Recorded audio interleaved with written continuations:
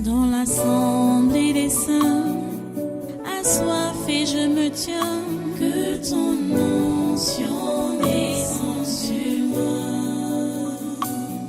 Conscient que mon destin est dans le creux de ta main, que ton onction descende sur moi. Je suis disposé, assoiffé, que ton onction descende sur moi. Je suis disposé, assoiffé, que ton onction descende sur moi.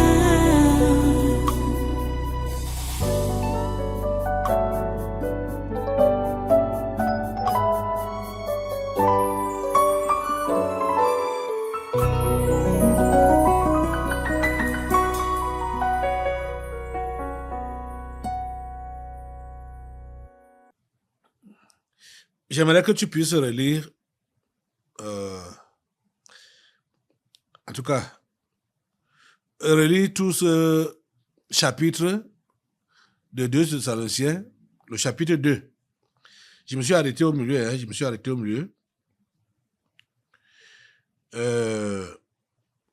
Quand tu vas lire, tu vas mieux comprendre.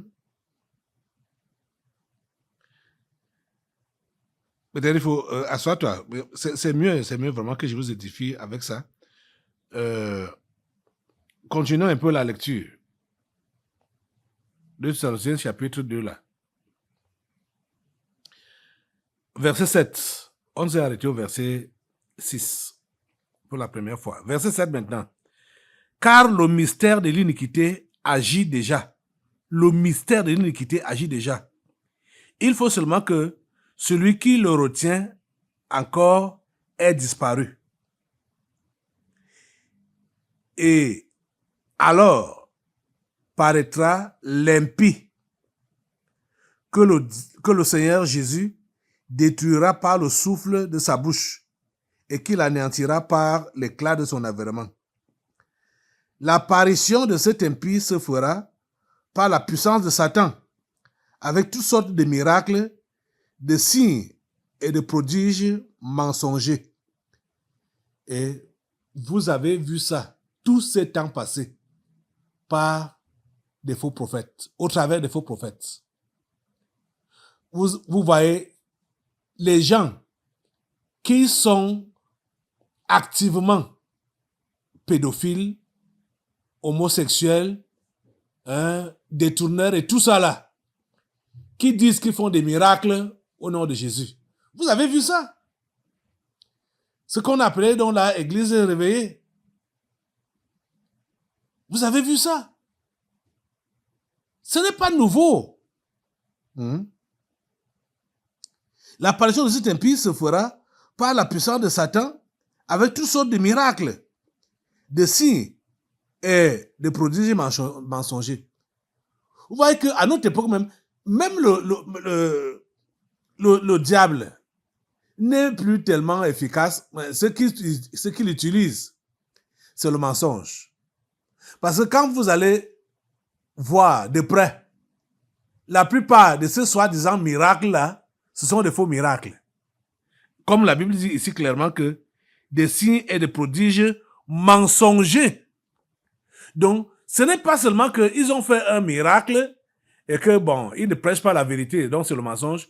Mais ça veut dire que ceux même qui vous présentent que c'est le miracle, c'est du mensonge. Vous comprenez ça? Oh mon Dieu, tu es merveilleux. Et avec verset 10, et avec toutes sortes de séductions de l'iniquité, pour ceux qui périssent, parce qu'ils n'ont pas reçu l'amour de la vérité pour être sauvés. Vous voyez donc qu'en ces temps de la fin, ce qui nous sauve, ou ce qui peut nous sauver, c'est l'amour de la vérité, ou l'amour pour l'amour de la vérité. C'est ça qui nous sauve. Si tu n'aimes pas la vérité, tu ne pourras pas être sauvé. Parce que tu vas aller là où il y a le mensonge. Vous comprenez ça? On est en ce temps-là. Mais vous allez remarquer quoi? Les gens courent. Après les milieux, on dit qu'on fait les miracles. Et ce sont les miracles mensongers. C'est là-bas que les gens courent. Et les gens vont à l'église parce qu'ils veulent les miracles. Parce qu'ils veulent le changement de leur vie. Ils veulent l'amélioration de leurs conditions. Vous voyez? Ils se laissent donc avoir par le message diabolique, par les mensonges. Ils se laissent piéger et attraper par ça. Oh mon Dieu. Et verset 11 dit aussi, Dieu leur envoie une puissance d'égarement pour qu'ils croient aux mensonges, afin que tous ceux qui n'ont pas cru à la vérité, mais qui ont pris plaisir à l'injustice, soient condamnés. Ouais, donc, ce n'est pas n'importe qui est sauvé. Ceux qui sont sauvés, ce sont ceux-là qui détestent l'injustice. Ce sont ceux-là qui détestent le mensonge. Donc, ce sont ceux-là qui détestent le péché. Ce sont eux qui sont sauvés. Parce que quand ils vont entendre donc l'évangile, leur cœur est préparé. Quand ils vont entendre l'évangile de la vérité, leur cœur est préparé et va répondre facilement à cet évangile. Vous voyez? C'est comme ça que ça se passe. Ça ne met pas du temps. Il y a quelques exemples ici, que je connais, ici à l'église, qui étaient le genre que je dis là, ou bien le genre que la Bible dit ici là, ceux-là qui ont l'amour de la vérité, ou qui avaient l'amour de la vérité, ça ne leur a rien coûté que dès qu'ils sont arrivés ici, en même temps, ils ont compris que c'est ça qu'il leur fallait. Ils ont compris que c'est ce milieu qu'il leur fallait. Ils ont compris ça directement. Ils n'ont pas commencé leur foi avec les béquilles, comme plusieurs. Hein? Parce que je vous ai enseigné que ce genre de personnes qui se familiarisent avec l'évangile ou avec les chrétiens, hein, les années viennent, les années passent. Lui-même, il est à l'église, chaque fois. Il ne se convertit pas. Ces gens-là deviennent incrédules, à bloc, jusqu'au fond. Mais ceux qui ont l'amour de la vérité, ils sont dans les faux milieux, dans les mauvais milieux là. Dès qu'ils vont être en contact avec la vérité, une seule fois, c'est fini. Une seule fois, c'est fini. Vous comprenez?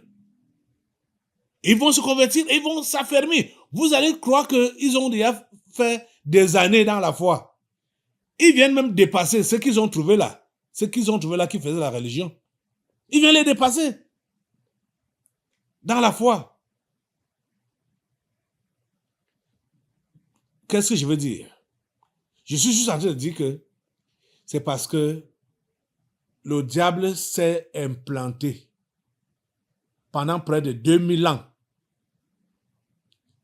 dans, il peut dire, dans la chose de la chrétienté.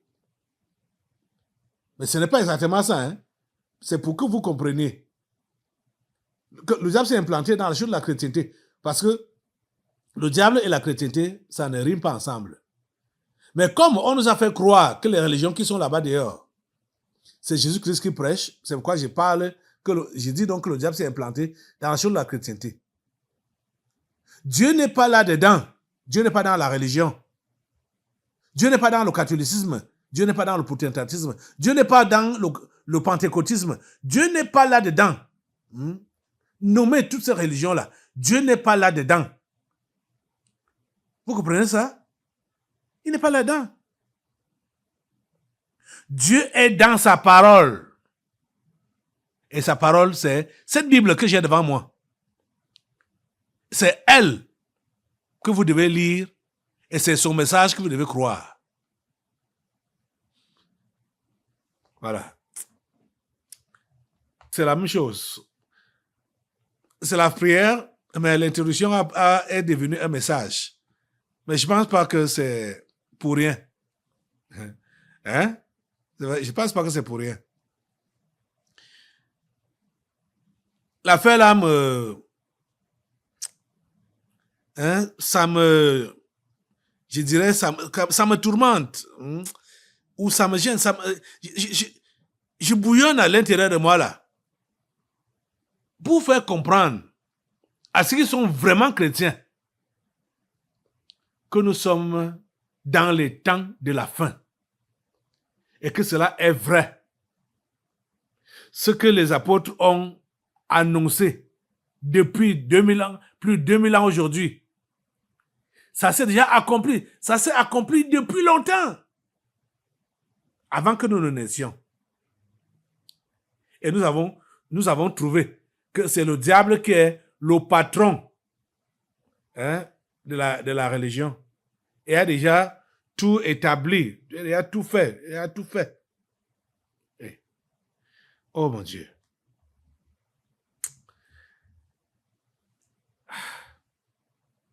Bon, le Seigneur a travaillé avec nous comme il a pu. Parce que toutes ces choses que je suis en train de dire là, je sais que les délivrances ont déjà eu lieu dans le sens là. Puisque ici, au Tabernacle de la Liberté, on a eu des délivrances qui concernaient les papes des pentecôtistes, des églises réveillées et tout ça là. Et on était perdus. Parce que quand déjà même ici au Tabernacle de la Liberté, on apprend que des pasteurs que je mets entre guillemets là, des églises réveillées, étaient homosexuels, c'était un scandale. On n'avait jamais pensé, imaginé que des choses comme ça peuvent arriver. Quand on a compris ça, on était dépassés. Vous voyez, pourtant, ce n'était pas nouveau. Nous, on a vu ça au 21e siècle ici, là, mais ce n'est pas nouveau. Les choses là existent depuis fort longtemps dans des milieux qu'on appelle églises. Vous voyez? Jésus n'était plus à côté de là où on dit qu'on appelle son nom, de là où on dit qu'on presse son nom. Il n'était plus à côté. Et c'est ça qui les énerve. Quand je suis en train de dévoiler comme ça, hein, au grand jour, de dévoiler ces choses au grand jour, c'est ça qui les énerve. Et c'est pourquoi ils sont après moi. Ils veulent ma tête. Ils veulent me tuer. Vous voyez ça? Vous-même, vous le savez. Qu'il n'y a pas un serviteur de Dieu là-bas dehors qui enseigne comme j'enseigne ici. Qui dévoile les choses comme je dévoile ici.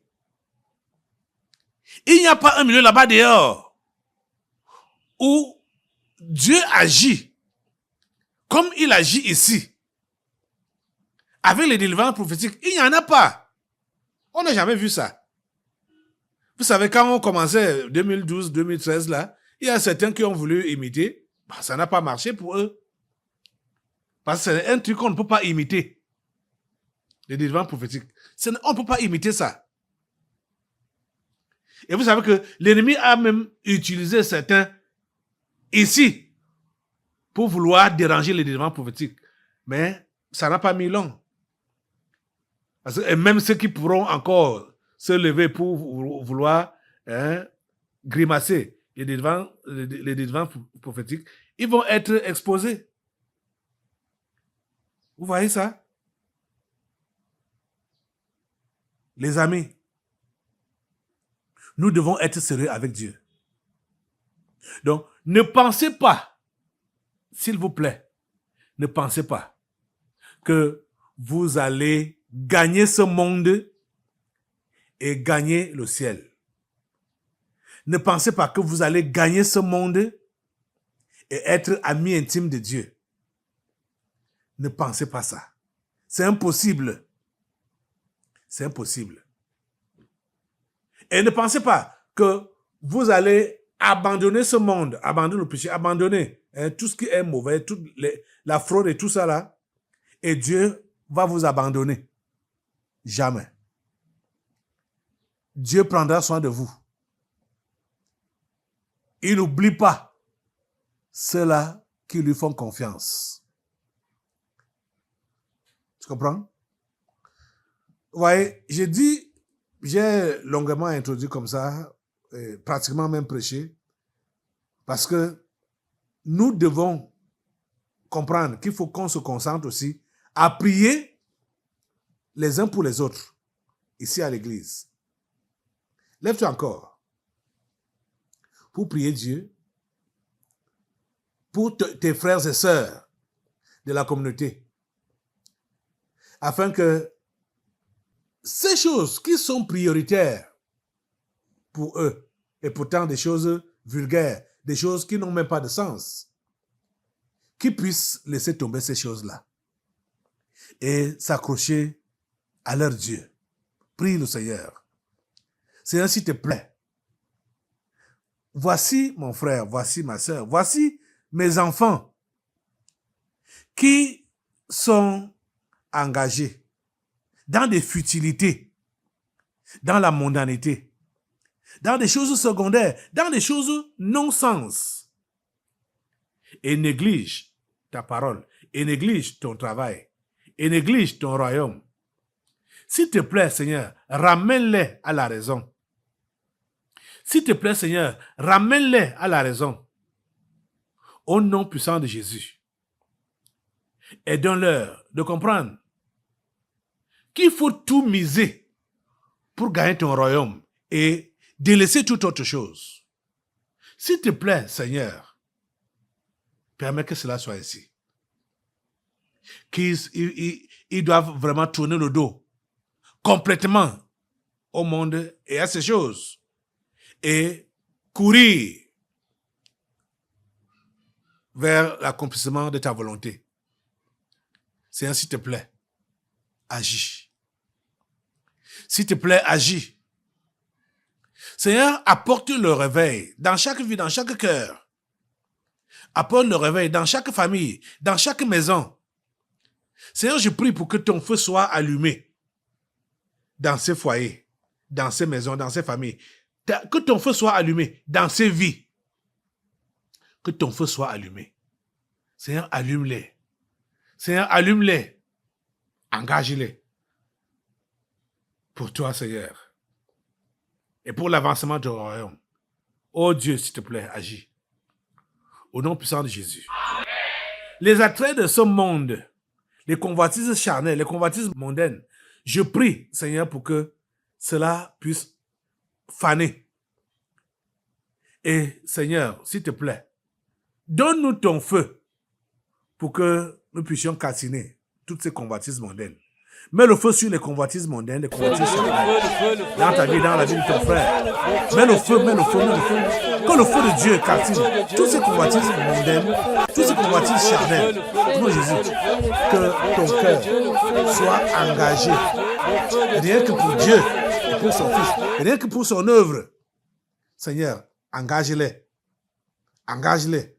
Donne-leur de se donner entièrement, de se perdre en toi, de disparaître en toi. Plusieurs savent que s'ils se donnent à toi, tu vas vraiment les prendre. Ils préfèrent se réserver. Ils préfèrent ne pas se donner à toi. Ils préfèrent se réserver. Ils préfèrent refuser se donner à toi. S'il te plaît, Seigneur, brise cette résistance maintenant-là. Brise cette résistance maintenant. Brisez cette résistance par le feu. La résistance qui refuse de se donner à Dieu, de se donner à Jésus et à ces choses. Brise cette résistance par le feu de Jésus. Le feu de Dieu brise cette résistance-là. Le feu de Dieu brise cette résistance-là. Le feu de Dieu brise cela. Au nom de Jésus, le feu de Dieu brise cette résistance. Au nom puissant de Jésus. Qu'elle soit brisée. Brisée, brisée, brisée, brisée. Et c'est parce que tu leur donnes la grâce ce matin de s'abandonner à toi. De s'abandonner à toi, afin de se mouvoir en toi librement, librement, librement, librement. Oh Dieu, merci de le faire. À toi la gloire, dans le nom de Jésus. Nous avons prié. Amen. Reste debout. Maintenant, nous allons prier encore ensemble pour donc demander à Dieu, en espérant que chacun s'est repositionné. Comme ça ne peut être tout le monde à la fois. Je sais que certains là se sont quand même repositionnés en Jésus. ce matin par cette exhortation. Donc, maintenant, on peut avoir une équipe qui va donc crier à Dieu pour lui dire, Seigneur, souviens-toi du Cameroun, pense au Cameroun, pense à tes promesses, pense à tes prophéties concernant cette nation, pense à tes prophéties et accomplis-les en sauvant cette nation. Au nom de Jésus. Lève ta voix pour dire cela à Dieu. Seigneur, pense à tes prophéties. Souviens-toi ce que tu as dit à cette nation. Ce que l'on lit dans Ésaïe 61. Seigneur, s'il te plaît, permets que cela s'accomplisse. Permets que cela s'accomplisse.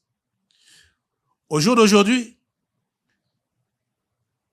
le diable et ses agents ont ruiné le Cameroun. Les membres du gouvernement du 4 janvier 2019, ils ont ruiné le Cameroun. Ils l'ont pillé. Ils l'ont mis à genoux, à terre. Seigneur, nous voulons que tu puisses relever ce pays. Nous voulons que tu puisses relever cette nation. Seigneur, interviens. Au nom puissant de Jésus. Amen. Merci, Père Saint. Parce que tu abats ce gouvernement du 4 janvier 2019. Tu le mets à terre. Mettez le feu sur ce gouvernement au nom de Jésus. Le gouvernement du 4 janvier 2019. Mettez le feu sur ce. Le feu sur ce gouvernement du 4 janvier 2019. Le feu sur ce gouvernement au nom de Jésus. Le feu sur ce gouvernement. Le feu de Dieu captive ce gouvernement au nom de Jésus. Et là-bas. Et l'extermine au nom puissant de Jésus. Merci parce que, Père Saint, tu suscites un nouveau gouvernement. Des hommes et des femmes qui sont des patriotes, qui ont l'amour de leur patrie et qui ont l'amour, qui ont également ton amour et qui sont prêts à travailler pour le bien-être de cette nation et pour l'accomplissement de ta volonté. Merci Seigneur de les établir dans cette nation. Au nom puissant de Jésus, nous avons prié. Amen. Amen. Alléluia. Merci Seigneur. Voilà, on va continuer la prière. Assois-toi un peu. Ce sujet que je vais évoquer maintenant là, c'est un sujet qui concerne le Mali et l'AES et également le Cameroun, bien sûr. Vous savez que le 25 passé, 25 avril, le Mali a été attaqué. Le Mali a été attaqué et c'était en un seul jour que le Mali a été attaqué dans plusieurs villes à la fois. Le 25, il y a eu cette attaque, le 25 matin. Et dimanche matin, le 26, nous avons prié ici par rapport à ça. La prière qu'on a adressée à Dieu ce dimanche-là, pour le Mali, c'est ça qu'on va réitérer aujourd'hui. Peut-être, ça ne sera pas exactement dans les mêmes termes, mais voici ce que je vous ai dit. Quand j'ai appris ce qui s'est passé au Mali, le 25 là, j'ai dit que certainement, il y a des traîtres à l'intérieur de l'armée là. Ce sont eux qui ont servi, qui ont aidé les terroristes à faire les dégâts qu'ils ont eu à faire là. Je vous l'ai dit dimanche matin qu'il y avait des traîtres à l'intérieur de l'armée. Effectivement, c'est ça qui a eu lieu. Puisque hier, le procureur général de Bamako a révélé des complices militaires dans les attaques de Bamako et Kati et autres. Nous débutons ce journal par la lecture de ce communiqué du procureur de la République près le tribunal militaire de Bamako. Le procureur de la République près le tribunal militaire de Bamako informe l'opinion publique nationale et internationale que le parquet militaire de Bamako a ouvert une enquête à la suite des attaques terroristes survenues le 25 avril 2026 au Mali et ayant visé plusieurs positions des forces armées de sécurité, y compris à Bamako, Bamako, à Kati, est le domicile du ministre de la Défense et des anciens combattants. Les investigations menées ont permis à ce stade d'établir un faisceau d'éléments solides et relatifs à la complicité de certains militaires radiés ou en instance de radiation de l'effectif, notamment leur participation à la planification, à la coordination et à l'exécution des attaques su-indiquées, avec l'implication notoire de certains hommes politiques, dont le docteur Oumar Marikou.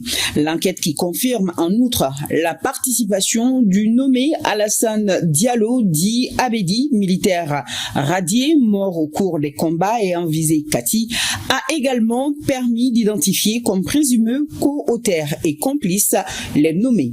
Sergent Djakarija Sojo, militaire en activité. Adjudant Moussa Djane, militaire en activité. Adjudant-chef Mamadou Keïta, militaire en activité. Soiba Diara, militaire à la retraite. Les premières interpellations ont été faites avec succès et tous les autres auteurs, co-auteurs et complices sont activement recherchés.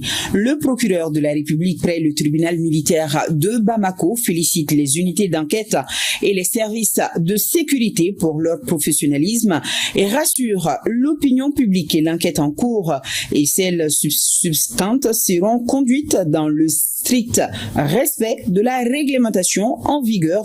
Les évolutions enregistrées seront progressivement portées à la connaissance de l'opinion.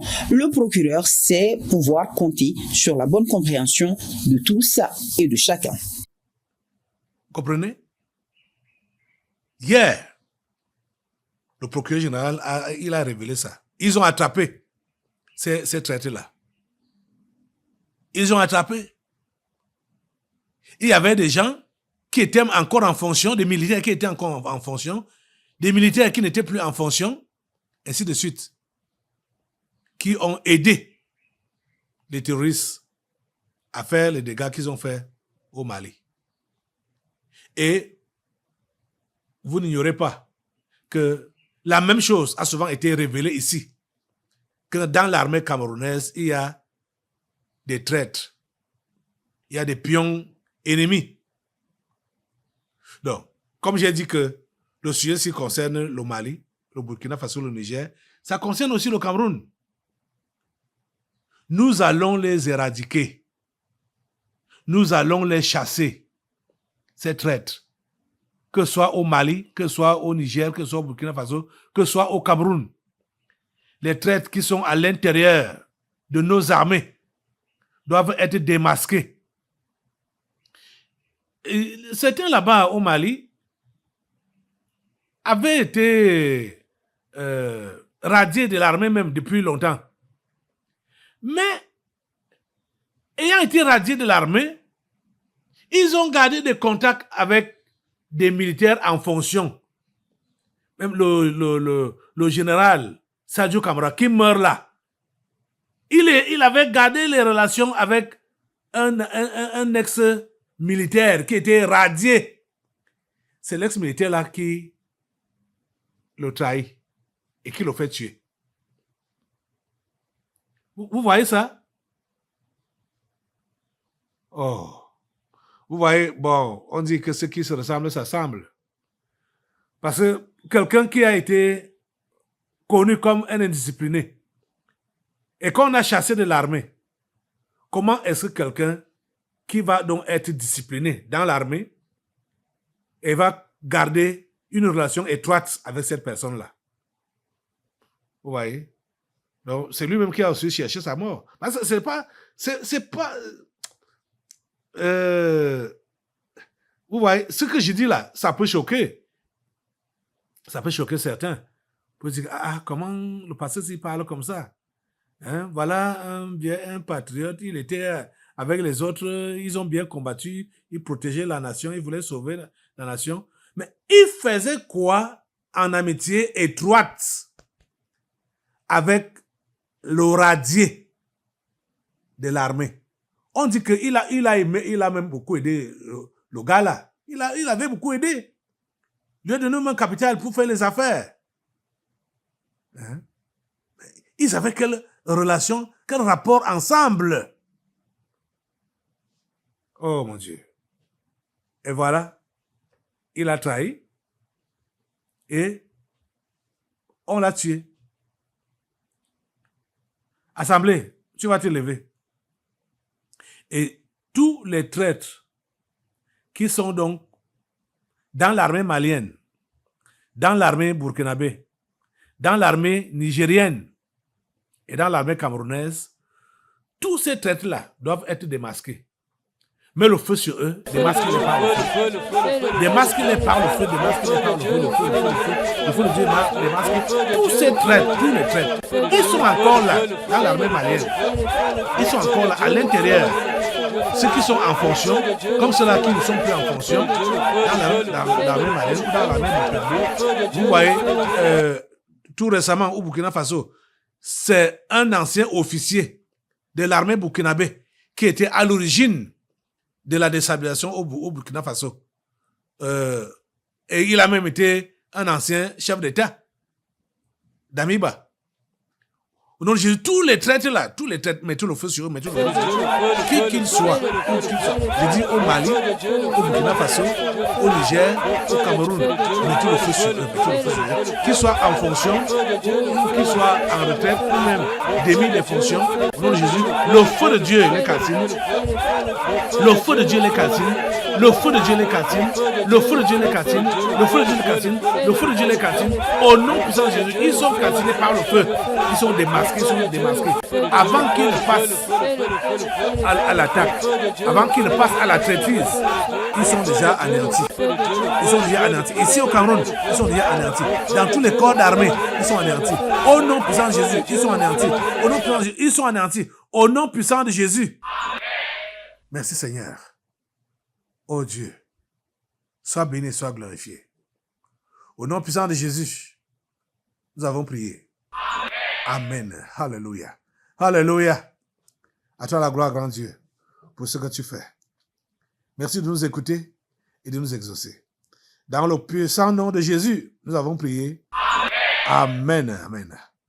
Alléluia. Voilà, tu vas rester debout et nous allons passer à la parole maintenant. Va dans Marc au chapitre 1, toujours. Marc chapitre 1. Aujourd'hui, on va lire du verset 1 au verset 3 et on va sauter pour aller au verset 7 et 8. Dans l'assemblée des saints, assoiffé je me tiens, que ton onction descende sur moi. Conscient que mon destin est dans le creux de ta main, que ton onction descende sur moi. Je suis